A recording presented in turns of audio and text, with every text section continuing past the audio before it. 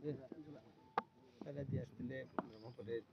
କାର୍ଯ୍ୟ ଚାଲିଛି ଏୟାରପୋର୍ଟର କାର୍ଯ୍ୟ ମଧ୍ୟ ଅନୁଧ୍ୟାନ କରୁଛନ୍ତି କ'ଣ କାର୍ଯ୍ୟ କେତେ ପ୍ରୋସେସ୍ ହେଇଛି କ'ଣ କହିବେ ସାର୍? ଦେଖନ୍ତୁ ଆପଣମାନେ ସମସ୍ତେ ସେଇଦିନ ମଧ୍ୟ ଥିଲେ ଯେଉଁଦିନ କି ଆମର ଛୋଟିଆ ପ୍ଲେନ୍ର ଏଠି ସର୍ଭିସ୍ ଆରମ୍ଭ ହୋଇଥିଲା। ମାନ୍ୟବର ମୁଖ୍ୟମନ୍ତ୍ରୀ ନବୀନ ପଟ୍ଟନାୟକ ତାକୁ ଶୁଭାରମ୍ଭ କରିଥିଲେ ଭୁବନେଶ୍ୱରରେ ଏବଂ ଏଇଠି ମୁଁ ଥିଲି। ଆମର ମାନ୍ୟବର ବିଧାୟକ ବ୍ରହ୍ମପୁର ଜିଲ୍ଲା ଯୋଜନା ବୋର୍ଡ ଅଧ୍ୟକ୍ଷ ଥିଲେ, ଛତ୍ରପୁରର ବିଧାୟକ ଥିଲେ ଏବଂ ଅନ୍ୟାନ୍ୟ ଡିଷ୍ଟ୍ରିକ୍ଟର ମଧ୍ୟ ବିଧାୟକ ଥିଲେ, ଆସ୍କାର ଏମ୍ପି ମଧ୍ୟ ଥିଲେ, जनप्रतिनिधि मान थे, ब्लॉक चेयरमैन थे, समस्त जनप्रतिनिधि थे एवं से दिन यू शुभारंभ होता माननीय मुख्यमंत्री से आरंभ करते आम सब ये रही से फ्लाइट को रिटर्न आउे जाता से बहुत बट इफ किंतु बहुत कथा उठी जे यहाँ गोटे खाली प्रहसन ये हूँ कर आज मु माननीय मुख्यमंत्री को धन्यवाद देवी मुझे माननीय विधायक ब्रह्मपुर ये अच्छु एवं अन्यान्य आमर गोपालपुर निर्वाचन मंडलीर ये अंचल जो मैंने जनाशुना नेतृवृंद समस्ते ये अच्छा बहुत व्यक्तित्व अच्छा, धर्मा बाबू अच्छा, अजित बाबू अच्छा,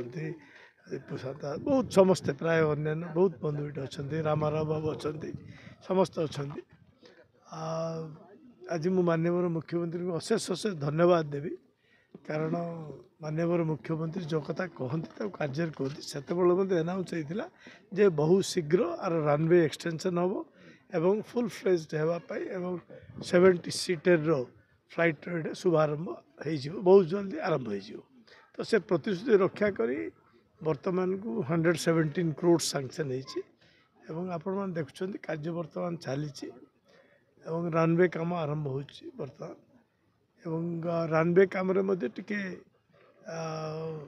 टे एक्वायर जमी एक्वायर रही किंतु वर्तमान जहाँ रनवे काम अच्छी से 970 मीटर पर्यंत हो जाए अच्छी कि 1200 मीटर करने एक्वायर कर रही तेणु ये कम 2024 डिसेम्बर सुधा सरिया टार्गेट रखाई तो ता भितर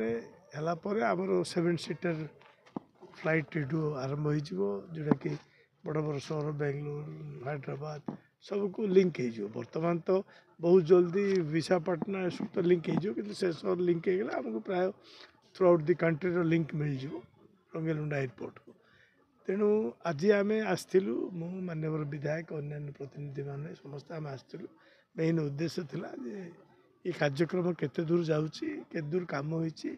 एवं तार गोटे समीक्षा करने आसलु बर्तमान काम फुल स्पीड रे चली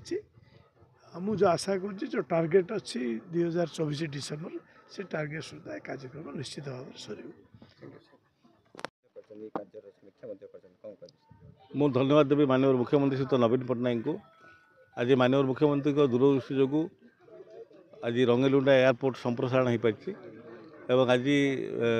पाखापाखि 114 कोटी टंका व्यय यार कार्यक्रम चलती आम आसलु आज कार्यक्रम देखापी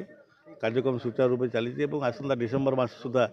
ये काम कंप्लीट हम और निश्चित भाव यहाँ गंजामवासी और दक्षिण ओडावासी खुशी खबर आम यू विभिन्न स्थान को उड़ाण नहीं पार से माननीय मुख्यमंत्री सहित नवीन पट्टनायक को दक्षिण ओडावासी तरफ और विशेष भाव गंजामवासी तरफ अनेक अनेक